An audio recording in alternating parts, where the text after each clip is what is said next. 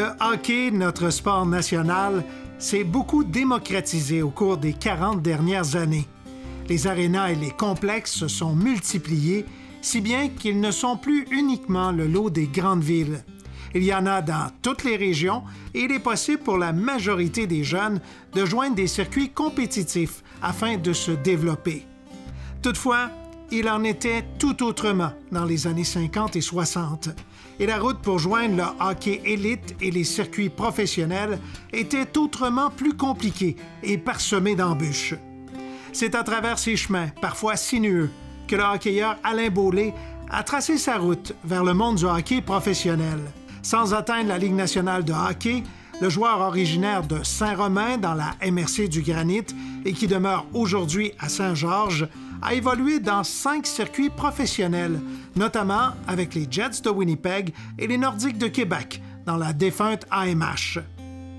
Mais avant de joindre les circuits professionnels, les joueurs de l'époque, et plus particulièrement ceux demeurant en région, devaient être vraiment doués pour se faire remarquer. De son patelin de Saint-Romain, c'est en Beauce qu'Alain s'est expatrié en très bas âge afin d'évoluer dans le hockey organisé. Hey, ce que je me souviens principalement, là, c'est quand j'étais pensionnaire au Juvénat de Beauceville, c'était les frères Mariste qui avaient ça. Ils faisaient les 2 premières années du cours classique. Puis j'ai été là, j'avais 12 ou 13 ans. Et puis pour continuer à Lévis, c'était la suite. Ensuite, je me suis ramassé au séminaire de Saint-Georges. Et puis c'est là, principalement au séminaire, ensuite au collège Sacré-Cœur de Victoriaville, que j'ai fait mes débuts au hockey organisé. Là. Mm-hmm. Parce que dans le temps, il n'y avait aucune ligue, il n'y avait pas de Puis oui, ça n'existait pas. Alors, on jouait chez les frères et les prêtres. C'est toutefois à Victoriaville que sa jeune carrière prend son envol.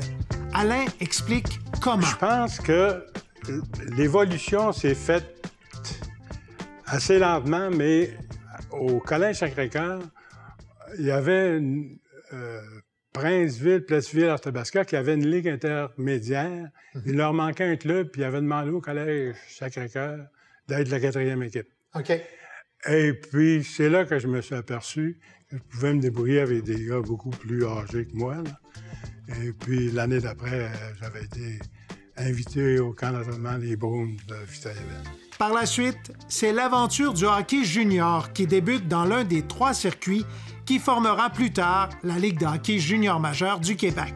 Bruins de Victoriaville, qui sont devenus par la suite les Bruins de Shawinigan. C'était la même équipe. Ouais. Et dans le temps, il y avait 6 équipes dans la Ligue nationale. Et puis, les principales équipes étaient toutes commanditaires des clubs dont faisaient partie les Bruins de Victoriaville dans la Ligue junior. Okay. Mais le Canadien avait ses équipes à Montréal. Il devait avoir 8 à 10 équipes dans la Ligue métropolitaine. Oh, j'ai trouvé ma place, oui, assez rapidement. Hein. Dans le temps, les cédules n'étaient pas... On jouait une 40aine de parties par année. Et puis, il n'y avait pas... L'argent était pleuvait pas sur les joueurs. Parce que je me rappelle, j'ai vu un contrat. Il y a un de mes copains qui m'a envoyé ça dernièrement. Un contrat, on était payé 5 piastres la game plus notre pension. OK. Et ça fait que ceux qui n'allaient pas à l'école, qui n'étaient pas au collège, il fallait qu'ils se trouvent un job. Un parcours junior où se multiplient les succès. Nous autres, dans la Ligue junior, on a gagné les 3 années que j'ai joué junior, on a gagné les championnats. Excepté la dernière année, on a gagné le Québec, on a gagné l'Est parce qu'on est allé battre Halifax. Ensuite, on a perdu contre les Generals d'Oshawa avec Bobby Orr puis Wayne Cashman.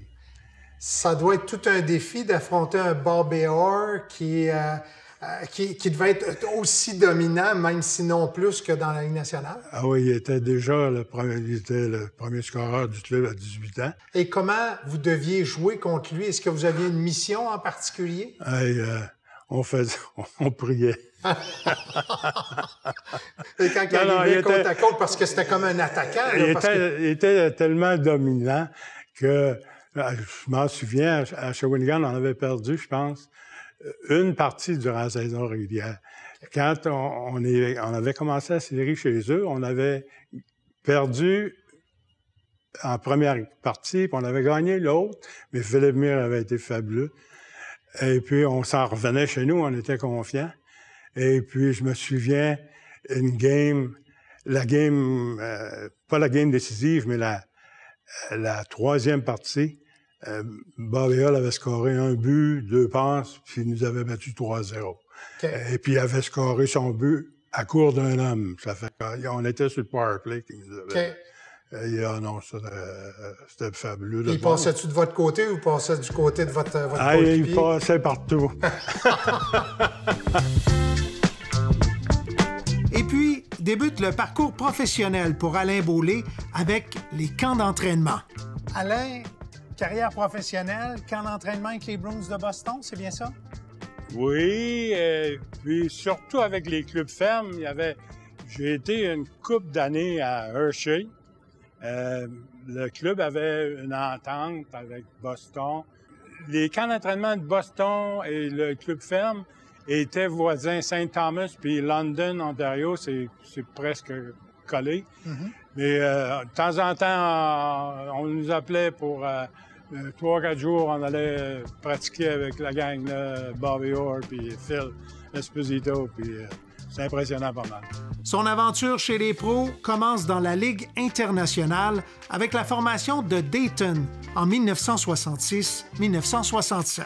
Ouais, Dayton, ça, c'était dans la Ligue internationale. Mais c'est du hockey professionnel parce qu'on faisait juste ça. On jouait 3-4 parties par semaine. Et puis, c'était notre métier. Là. Il n'y avait pas personne qui pouvait travailler. T'avais pas le temps de faire d'autres choses. On était sur la glace 7 jours par semaine. Le circuit qu'il a le plus apprécié est certainement la Ligue de l'Ouest. Le défenseur nous précise pourquoi. Moi, j'ai joué à Phoenix. C'était dans la Ligue de l'Ouest. C'était la plus belle ligue au monde, à part le salaire. Mais... pourquoi c'était la plus belle ligue au monde? C'est parce qu'il y avait 6 clubs. Et puis, ils étaient tous à 1 heure et demie de vol de Phoenix. Et puis, c'était des belles villes. San Diego, Denver, Portland, Seattle, Salt Lake City. Ça fait qu'on partait de Phoenix, mettons, à 10h30, l'avion. À midi, on était à l'hôtel à San Diego. On avait un hôtel sur le bord de la mer. Tu voyais les voiliers en bas. Tu dis, je m'en viens jouer au hockey. Puis quand la première fois que je suis arrivé à Phoenix, je suis débarqué de l'avion. Oui, les pamplemousses puis les oranges, je m'en viens jouer au hockey. Ça. Par la suite, ses droits seront échangés aux Kings de Los Angeles.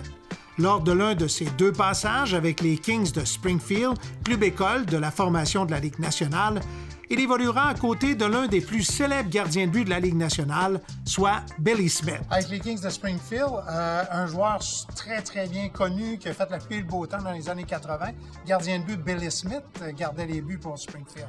Oui, même que c'était avant ça, Richard.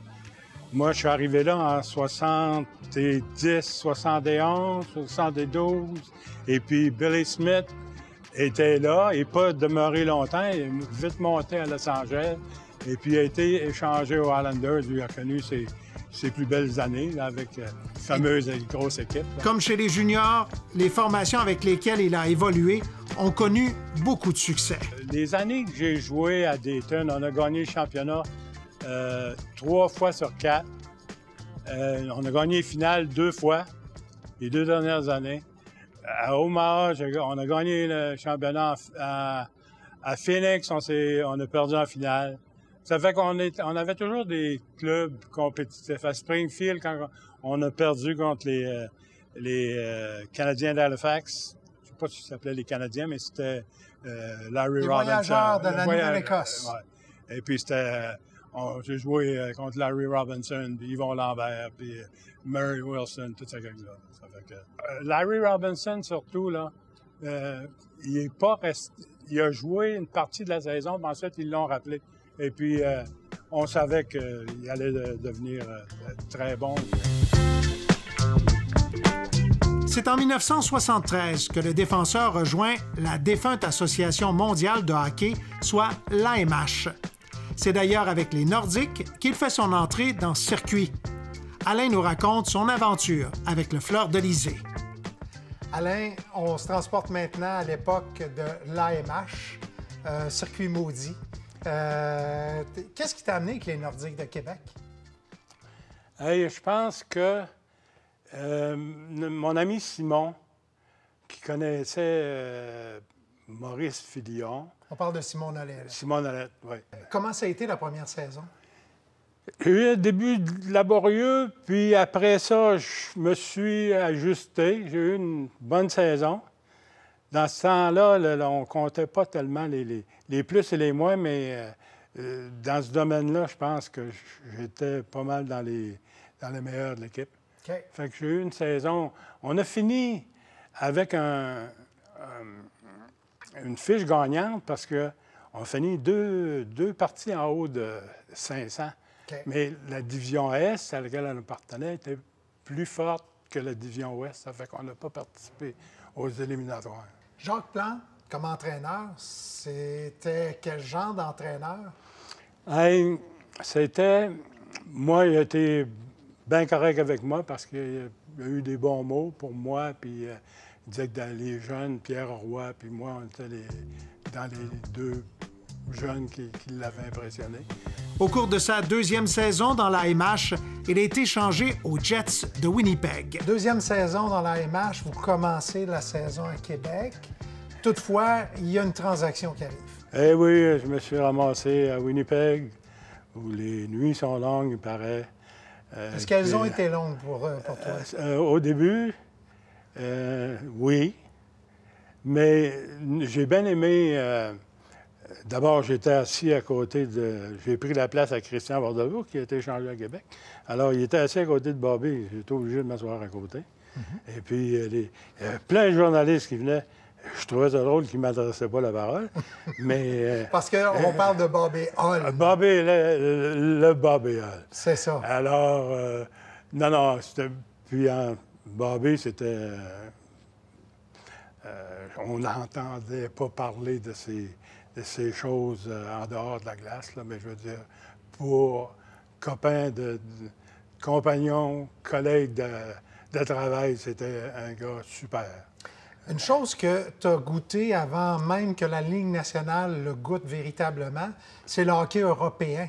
Parce qu'avec Bobby Hull, il y avait Ulf Nilsson et Anders Hedberg qui ont fait la pluie et le beau temps, même dans la Ligue nationale au début des années 80. C'était quoi de jouer avec Ulf Nilsson, puis Anders Hedberg et Bobby Hull? Ah, tu les regardais, puis c'était magique. Et puis, il y avait aussi un petit joueur de défense qui complétait avec Bobby. Puis quand il jouait sur un jeu de puissance, la puck se promenait comme on voyait dans les meilleures équipes européennes. C'était beau à voir. Alain Beaulieu a joué avec des joueurs de haut niveau, mais il a aussi été confronté à des légendes comme Gordie Howe. C'était impressionnant, puis c'était intimidant des fois, parce que je me rappelle une fois, j'étais venu pour aller le chercher au centre, puis il y avait un petit hockey à peu près le fait de long, là, puis il m'avait fait le signe de Zorro juste sur le bout du nez. Là. Ça m'avait impressionné pas mal. OK. Ça fait que... Non, c'est impressionnant parce que tu joues contre Gordie Howe. Frank Marvlet joue pour Toronto. Ensuite, Cheevers. Sanderson a joué 8 parties, je pense, dans son contrat. Il avait signé un contrat apparemment de 5 ans pour 2 600 000. Ouf! Mais il a joué 8 parties. Il est retourné avec Boston. Puis Bernard Parent est blessé au début de la saison. Très bon ami d'Alain, Jean-Marc Dubreuil a commencé à le côtoyer de plus près lorsque celui-ci s'est joint aux vétérans de Beauce. Jean-Marc, tu connais Alain depuis quand? Depuis l'année que, dans le temps des Jarreaux, ici, nous autres, on a fait une équipe à Beauceville senior. OK. Puis Alain, il s'est ramassé là après les fêtes. Il a joué contre nous autres. Il jouait pour Baie-Saint-Paul. Ça fait qu'avant ça, je ne le connaissais pas parce que moi, je ne viens pas de la région. Ça fait que là-bas, je l'ai connu. Il était très, très bon déjà. Fait que après ça, après cette année-là, il est tombé avec nous autres d'un vétéran. Puis moi, j'ai eu la chance de jouer avec lui à défense. OK. Ça fait que dans les games, je jouais avec lui. Puis on pratiquait tout le temps à Beauceville dans ce temps-là. Puis il jouait avec moi. Ça fait que moi, j'apprenais tout le temps. Ça fait que j'ai été le chanceux de la gang quasiment. Qu'est-ce que tu appréciais d'Alain à titre de coéquipier et comme défenseur? Bien, premièrement, Alain, il est super bon. Bien, c'est un homme généreux. Il ne peut jamais chialer après toi. En tout cas, c'était tout le temps plaisant de jouer avec lui. Même les autres coéquipiers, là, c'était terrible. Tout le monde l'aimait. Quelles étaient ses qualités de défenseur et de hockeyeur? Alain, en plus d'être gros, il est imposant. Ça fait que c'était plaisant. Il a toujours des belles passes. Moi, je trouvais qu'il avait tout le temps un très beau coup de patin. Malgré que c'est sûr que la vitesse, à longue, on en perd un peu, mais ça, c'est pas grave. Il l'avait. C'était facile pour lui. En tout cas, ça paraissait facile. Même s'il dit qu'il forçait, là, nous autres, ça paraissait facile. Puis, est-ce que ça vous rendait meilleur de jouer avec lui? Oui, ça, c'était pas dur. Tu prends confiance, premièrement. Ça fait que, puis, non, c'est terrible de jouer avec. C'est vraiment plaisant. Quels sont vos plus beaux souvenirs, justement, avec Alain, que vous avez vécu avec lui? C'est surtout les tournois qu'on allait faire aux États-Unis avec les vétérans. On a gagné une couple d'années, si je me souviens bien. Surtout qu'il y a une année, là, on a battu une équipe qui était super forte. Puis je pense qu'on avait gagné 5-0 dans la finale. Puis tout le monde avait bien joué. Si vous aviez à résumer Alain en une phrase ou en quelques mots, qu'est-ce que vous diriez d'Alain? Tu ne peux pas avoir meilleur chic type que ça, je pense. Alain, qu'est-ce que tu retiens de toute ton expérience dans la MH? J'ai rencontré des bons copains. Au point de vue personnel, ça a été une expérience un petit peu douce amère, mais j'ai tourné la page, je suis serein avec ça, je suis revenu dans mon coin, j'ai rencontré mes copains, ils m'ont donné du plaisir à jouer au hockey, et puis je regrette absolument rien. Et s'il y avait une chose, est-ce qu'il y aurait une chose que tu aurais aimé que ça se passe différemment dans toute ta carrière de hockey? J'aurais aimé ça, faire plein d'argent, et puis... Mais, hey, écoute, j'ai connu mes petits 15 minutes de gloire quand les championnats que j'ai gagnés. Et puis, ça me suffit. On dit, l'argent n'a pas d'importance. Ça, c'est quand tu n'as plein, mais tu n'as pas pantoute. Dans mon cas, j'en ai pas pantoute. Alain, qu'est-ce qu'on peut te souhaiter, justement, pour les prochaines années? De rester en santé encore une couple d'années, que je m'en rende à 80, puis après ça, ils viendront me chercher. Alain, merci beaucoup. Merci. Ça a été un privilège de pouvoir faire une entrevue avec toi. Merci beaucoup. Merci à tous. Si les carrières des joueurs de la Ligue nationale sont bien documentées, le vécu des hockeyeurs qui ont gravité dans les circuits professionnels mineurs, et ce, en marge de la Ligue nationale, est tout aussi intéressant et parfois même beaucoup plus rocambolesque.